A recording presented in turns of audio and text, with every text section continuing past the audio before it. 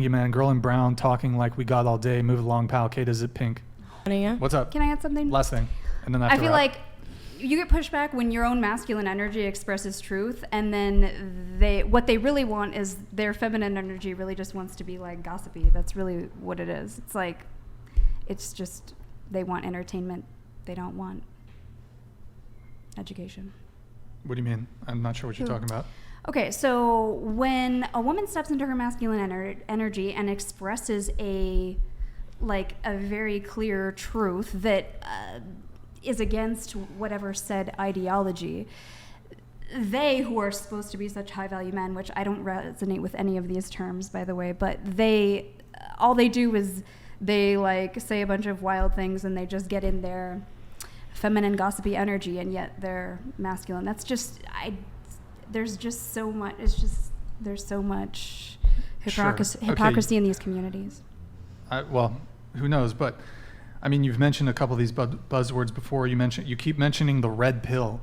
Look, red pill equals the truth, equals reality. See, it's an analogy from the film The Matrix. Yes. Seeing the world as it truly is, embracing the truth, even if said truth is painful or uncomfortable. Right.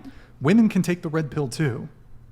Yes, I do. I love the Matrix movies, and I completely understand this concept, but just because you're spewing some ideology, it does not make it the red pill truth, because a bunch of wounded men who are just projecting at women feel that it is, because it's making their ego feel better. Yeah, but I mean, when it comes to objective truth, earlier on in the conversation, we were doing the 1 to 10 rating system, and you refuse to have a good faith conversation about that.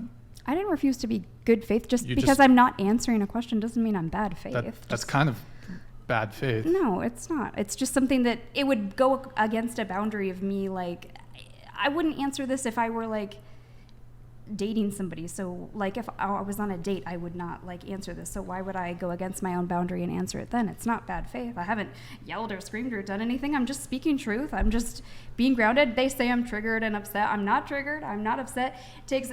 There's nothing you could do, say, to trigger or upset me. Trust me. It's just funny. You give a little pushback and it's like, no. Well, we debate on the show, but I mean, and again, this really ties in. One of the red pills a woman could take is not confusing sexual attraction for relationship attraction or marriage attraction. And we already talked about this. Men and women, we have different sexual strategies. So as a woman, you wouldn't want to project your experience onto how men operate.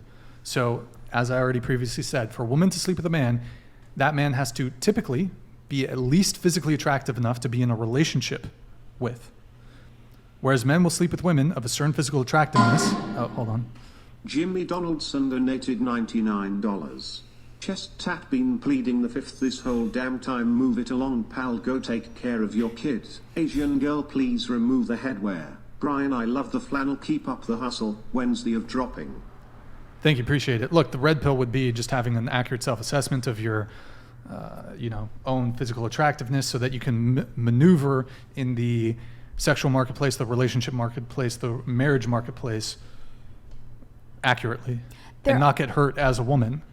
I think there is some truth to what red pill says, but not everything. And I think this is another thing that gets tricky, is because Andrew Tate, for example, I know he doesn't identify with red pill. I'm just using him as an extreme example because it's obvious and a lot of people know. Okay, final point, and then we have to wrap. Go ahead.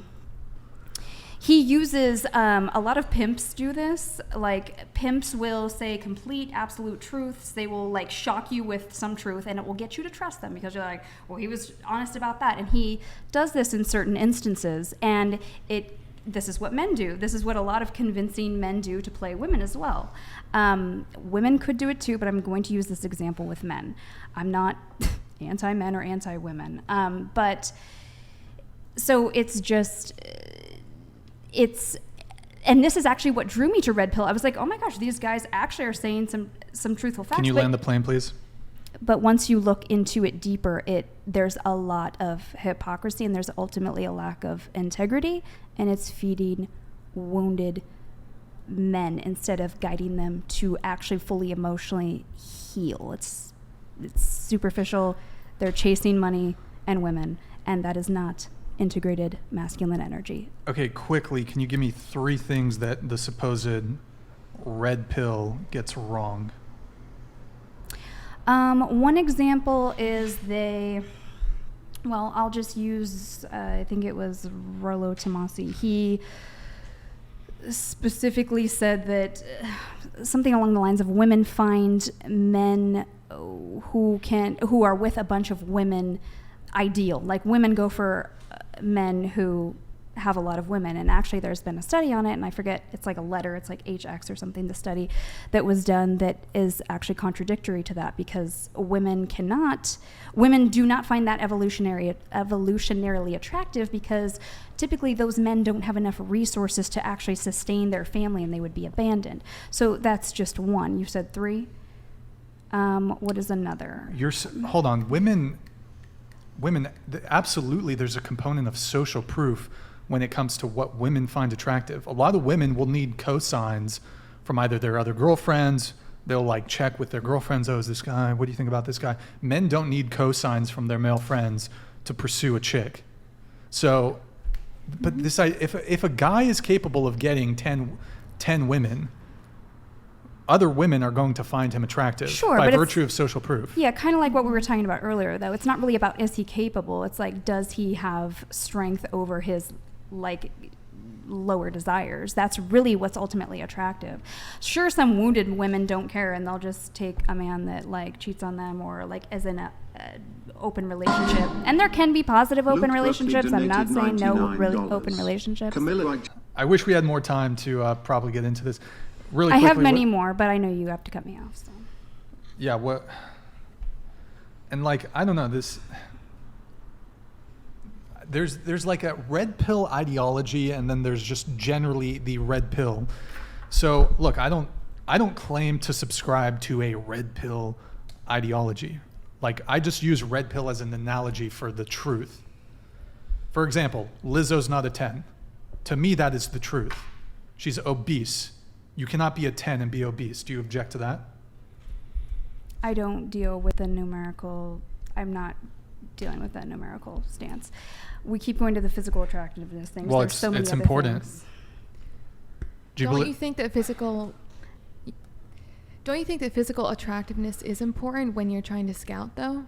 I mean, because yes, physical you're not going to attractiveness talk to someone is, that you're not attracted to. Of course, but it's on both sides. It's not just one-sided. And also, like, you know, they say, like, whatever, certain things. Each culture finds very largely different things attractive. Even people have different preferences. Some people would find there is no culture in the world for either men or women that finds obesity attractive across the board. Okay, yeah, I understand this, but you're using a rather extreme example. It's not extreme. What percentage of people are obese? Was it 50% or something? Yeah, it's not an extreme example. It's not an extreme example. But it's never, just because one little thing hasn't ever been like a characterization of physical attractiveness doesn't, I don't know, it's... Do you think Lizzo's a 10? Oops. I'm not doing the scale thing. It's pointless. No. Okay. All right, well, we're going to